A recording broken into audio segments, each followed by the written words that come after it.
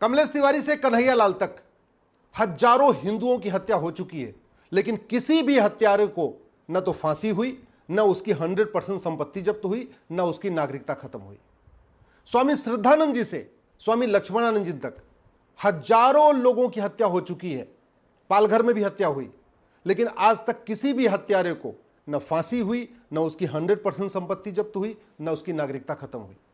बाकी तो छोड़िए, कश्मीर में जो 1990 में नरसंहार हुआ था, बहन बेटियों का बलात्कार हुआ था, दुकान मकान पे कब्जा हुआ था, घर जलाया गया था, आरे से काट दिया गया था, उसमें भी किसी को न तो फांसी हुई, न किसी की 100% संपत्ति जब्त हुई, न किसी की नागरिकता खत्म हुई। और उसका मूल कारण है ये अंग्रेजों का घटिया कानून, Indian penal code, civil criminal procedure code और एविडेंस एक्ट। हमने इस कानून को बदल दिया।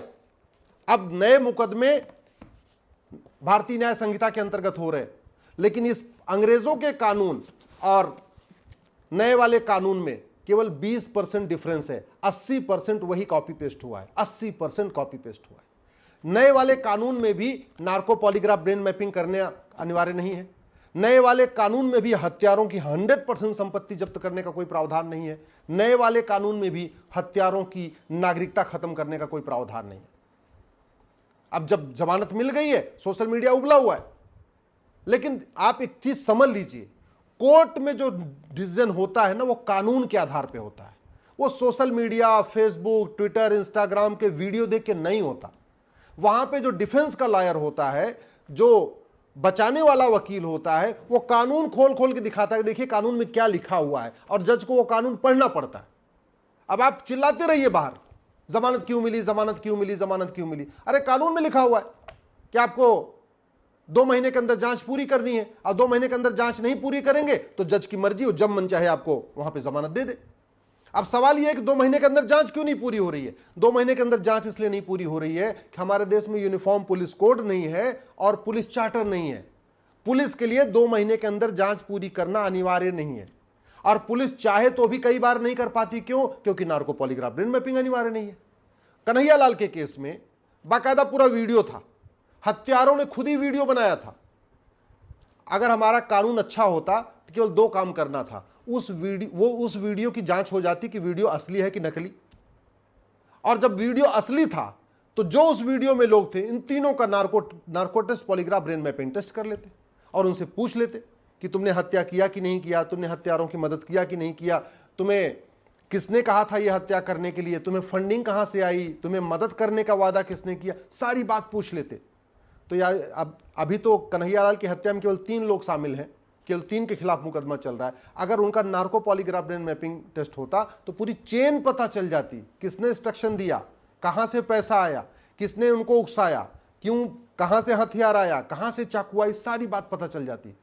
और 2 महीने तो छोड़िए, 1 सप्ताह के अंदर पूरी की पूरी जांच कंप्लीट हो जाती, और 6 महीने के अंदर उसको अजीब फांसी भी हो चुकी होती। अगर यही कन्हैया लाल की हत्या या कमलेश तिवारी की हत्या अमेरिका में होती ना, ये मेरे हाथ में अमेरिका का फेडरल पिनल कोड है, तो कमलेश तिवारी के हत्यारों और कन्हैया लाल के हत्यारों पे 10-10 लाख डॉलर का जुर्माना होता। 10 लाख डॉलर का मतलब ये हुआ 8 करोड़ रुपए आज के हिसाब से। इसका मतलब ये हुआ कि 2 लोगों ने हत्या किया था कन्हैया लाल की ना, तो अमेरिका की सरकार उन दोनों का घर, मकान, दुकान, खेत खलिहान बेच के उनका पैसा इकट्ठा करती और 10 लाख डॉलर का जुर्माना लगाती, और 10 लाख डॉलर कन्हैया लाल के हत्यारों से लेके कन्हैया लाल के परिवार को दे देती। तो अगर कन्हैया लाल की हत्या अमेरिका में होती तो सबसे पहले अमेरिका की सरकार 10-10 लाख डॉलर यानी 20 लाख डॉलर यानी 16 करोड़ रुपए इकट्ठा करके उन दोनों से वसूल के कन्हैया लाल की फैमिली को दे देती, और 6 महीने के अंदर हमेशा हमेशा के लिए मुकदमा डिसाइड हो जाता। न बेल होती, न पैरोल होती, या तो फांसी होती, या तो अंतिम सांस तक जेल में सड़ना पड़ता। भारत के कानून के हिसाब से कन्हैया लाल को आजीवन कारावास होगा। अगर सरकार मनमाफी का आ गई, इंडी गठबंधन की सरकार आ गई, कांग्रेस की सरकार आ गई, तो 14 साल में छोड़ भी सकती है, अच्छा गुड करेक्टर दिखा के। अमेरिका में अगर कन्हैया लाल की हत्या होती तो कम से कम 1200 साल सजा होती, 1200 साल सजा होती। भारत और अमेरिका का कानून में यही अंतर है। भारत में मर्डर की 1 धारा है और अमेरिका में मर्डर की 10 धारा है। किलिंग अलग है, बुचरिंग अलग है, मैनस्लाटर अलग है, जेनोसाइड अलग है, हेट क्राइम अलग है। कैसे मारा, किस सोच के साथ मारा, उसकी भी सजा होती है। हमारे देश में केवल हत्या की सजा होती है, किस सोच के साथ हत्या किया उसके लिए अलग से कोई अपराध नहीं होता, उसकी अलग से सजा नहीं होती, वहां अलग से सजा होती है। अगर हम चाहते हैं वास्तव में खौफ पैदा हो कानून का, तो हमें भारत में जस्टिस विद इन ईयर लागू करना पड़ेगा। और भारत में तो पहले जस्टिस विद इन आवर होता था, 1 घंटे के अंदर मुकदमों का फैसला होता था। जस्टिस विद इन डे होता था, 1 दिन के अंदर फैसला होता था। जस्टिस विद इन वीक होता था, 1 सप्ताह के अंदर फैसला होता था। और बहुत रेयर केस होते थे जिनका मुकदमा 1 महीने चलता था, फिर भी वो जस्टिस विद इन मंथ तो हो ही जाता था। मैं ये कह रहा हूं, आज भी अगर नार्को पॉलीग्राफ ब्रेन मैपिंग कानून बना दिया जाए तो मुकदमों का फैसला जस्टिस विद इन मंथ 1 महीने में शुरू हो जाएगा। हमारे देश में मुकदमा इसलिए लंबा चल रहा है कि कन्हैया लाल के हत्यारे अब झूठे गवाह पेश करेंगे, और झूठी गवाही कौन देगा? उसके जान पहचान के लोग। क्यों देंगे झूठी गवाही? उनको पैसा मिलेगा। और झूठी गवाही क्यों देंगे? क्योंकि झूठी गवाही देना गंभीर अपराध नहीं। हमारा कोई कानून ऐसा कहता ही नहीं है कि झूठी गवाही गंभीर अपराध है। हमारे किसी कानून में झूठा कागज बनाना गंभीर अपराध नहीं, झूठी जांच करना गंभीर अपराध नहीं, झूठी गवाही देना गंभीर अपराध नहीं, झूठा हलफनामा देना गंभीर अपराध नहीं, न चीटिंग गंभीर अपराध है, न फोर्जरी गंभीर अपराध है, न फ्रॉड गंभीर अपराध है, न पर्जरी गंभीर अपराध है। तो सब अपने झूठी झूठी चल रहे। ये मुकदमा तारीख पे तारीख चलेगा। पुलिस को भी कम से कम 50 गवाह पेश करना पड़ेगा। पुलिस को 50 गवाह पेश करने की जरूरत ही नहीं। कानून में लिखा हो, हत्या के केस में, बलात्कार के केस में, मर्डर के केस में, आपके जो है नशा ड्रग स्मगलिंग के केस में, ह्यूमन ट्रैफिकिंग के केस में, इसमें 50 गवाह नहीं चाहिए। इसमें simple narco polygraph brain mapping करना है। 50-60 सवाल पूछ लीजिए, जो पूछना है, किसने मदद किया, क्यों मारा, कैसे मारा, कहां से मारा, क्यों किया, कहां सामान छिपाया, सब कुछ कर लीजिए। और करने के बाद खत्म, उसको दीजिए सीधे फांसी। क्यों नहीं कर रहे हैं? और इतनी हत्याएं हो गई, आज तक किसी की नागरिकता खत्म हुई क्या? नहीं। ऐसा हमने कानून नहीं बनाया। आज तक किसी की 100% संपत्ति जब्त हुई क्या? नहीं। जैसे अमेरिका में है $10 लाख का जुर्माना, हमारे यहाँ कहाँ है? हमारे यहाँ तो 10-10 हज़ार का जुर्माना होता है, 5 हज़ार का जुर्माना होता है, 1,000 रुपए का जुर्माना होता है। तो जब तक कानून नहीं बदलेंगे। दूसरा, हमें जजों की अकाउंटेबिलिटी तय करनी पड़ेगी। जज की मनमर्जी रोकनी पड़ेगी। जज की मनमर्जी तब रुकेगी जब एक यूनिफॉर्म जुडिशियल कोड होगा, जुडिशियल चार्टर होगा। जजों के लिए मैंडेटरी होगा कि आपको हर सप्ताह तारीख देनी है। 3-3 महीने की तारीख नहीं चलेगी। एवरी वीक, यानी जो मुकदमा सोमवार को आया सुनवाई पे, अगले सोमवार की फिर सुनवाई होनी है। हर सोमवार की सुनवाई होती रहेगी जब तक मुकदमा खत्म नहीं होगा।